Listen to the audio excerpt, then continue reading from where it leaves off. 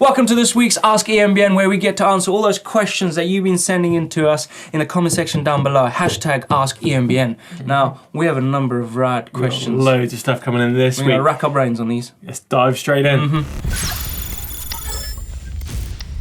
Got this one in from Teus Makia. He's saying pedal assist or throttle. Which one is better? Pedal assist, obviously, because if it's a throttle, it's a motorbike.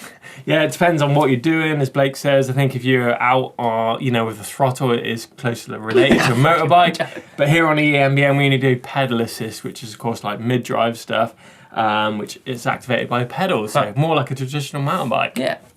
You guys have done a video about this, all about bolt-ons. Not those sort of bolt-ons, but bolt-on electric motors. Take a look at this. Now, one of the first things you need to be aware of with these retrofit kits is they're not all pedal assists. A lot of them are actually throttle operated, which means they're not limited in the speeds that they can do. However, there are some kits, such as the Bafang, which you can switch between throttle assist and pedal assist. So that's quite a neat system, but I'll go into that a little bit later on. Very interesting video, all about bolt-ons. Love a good set Love of a good bolt-on. Yeah. Warm Tea, he's saying, I don't know much about e-bikes, but I'm buying a Cube Acid hybrid hardtail. Ooh. I was wondering if this is a good all-rounder bike. I live in the country, so it's not unlikely for me to go into a field. I just need to get to work. Oh, that's a perfect bike for that then. Yeah? It'll cut down your commuting time. It'll be easier for you. Take the sting out the hills. Sting out the hills, and it's a hardtail, so there's a lot less to go wrong or to set up. Yeah, and I think basic off-road duties, that bike will not be out of its depth at all. So yeah, good choice. Hold on. Steve H, he's saying, EMBN, what should I learn first, a wheelie or a manual?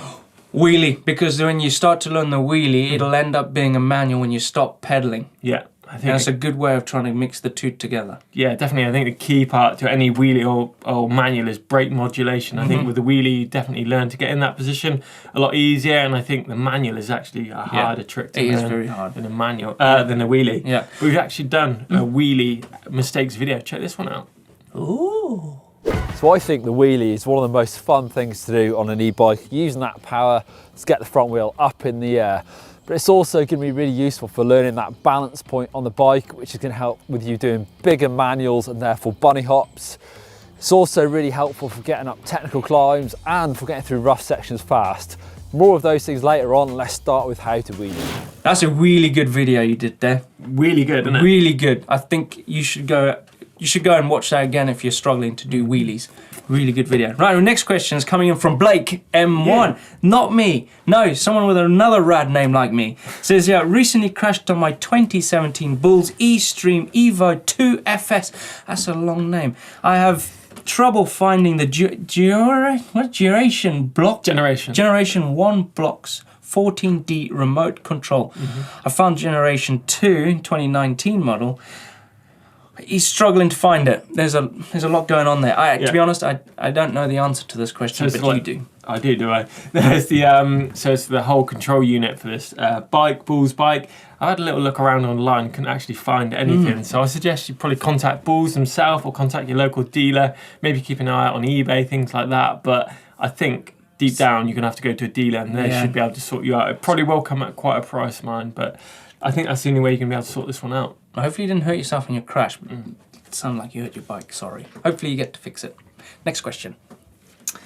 This is from EPROM9920. I own a high bike full 7 with a 38 tooth chainring. Can I put a 42 tooth chainring or even a 44 on it without wrecking the motor? Okay, so it's an e-bike. Why would you be going to a bigger sprocket on the front? You're governed to, what is it, 32? Kilometers in the US. In the US, 25, yeah. So you're going to be stuck at that same speed. But on my guessing, this bike is de-restricted, and this guy is running out of gears on the road where he shouldn't be riding it. Okay, we've sussed you out, but can you do it? I would be looking at the chainstay clearance. Obviously, you've got a fixed bottom bracket, and as you add a bigger chainring, you're going to be going closer to the chainstay as well. So you probably find out you're going to run out of room, especially on a full suspension bike. They tend to be quite limited. It is a big chainring. I would stick with a 38 tooth. Remember, if you increasing the size of your front chainring, the hill climbs are going to be a lot harder to do. So it depends on what you're using it for. But I'm guessing it's de-restricted and you just want to go as fast as you can. And obviously that will make your bike very fast, but probably totally illegal.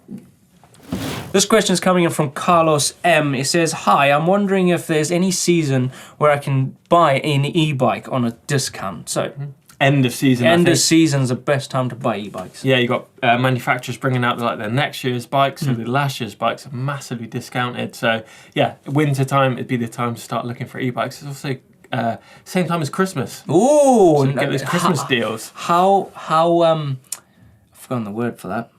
Convenient. How convenient. That's the word I was looking for. How convenient for that to happen on Christmas. Christmas all slots in nicely. This one in from Karina. She's saying, at EMBN, I've been watching a lot of moto enduro videos lately.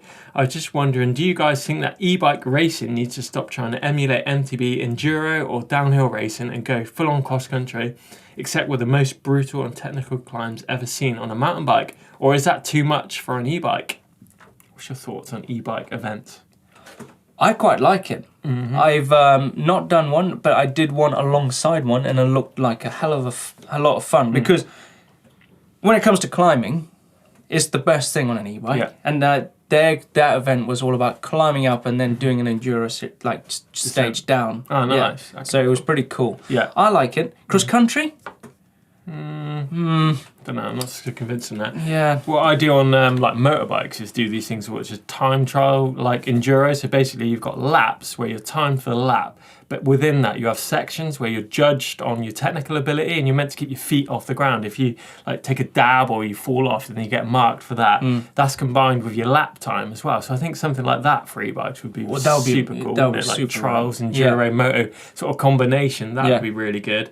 But yeah, I think there should be different classes as well. I'd like to see standard e-bike, and I'd like to see de-restricted as well in there as well. So you're seeing these bikes flying around the woods, you know, showing what they're really like super capable hybrids and stuff. Yeah, it'd be cool, wouldn't it? The Bosch eMTB Challenge takes in some of the most stunning scenery and tracks in the world in a format where both professionals and amateurs share a similar experience. Yeah, we've got an explorer category here, so it's just for people who want to get up into the hills. We've got amateur and we've got advanced. Now this isn't a race, it's a challenge, although I have heard people say race once or twice, so I'm keen. Yeah, but we're all chasing the same outcome, to have a bit of fun in the hills. Yep, there's uphill stages, downhill stages, there's a bit of orienteering, so how are you reading the map? You bought the map, right? I've got a map. What do you mean you haven't got a map? I've got a map. Oh, go and get a map, quick!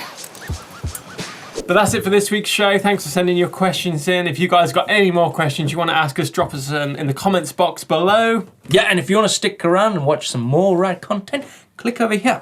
Don't forget you can subscribe to EMBN by clicking the globe in the middle of the screen. Give us a thumbs up if you enjoyed it. Drop some questions. Box below, #Ask EMBN. I think I've already said that, but we'll see you next week. See ya!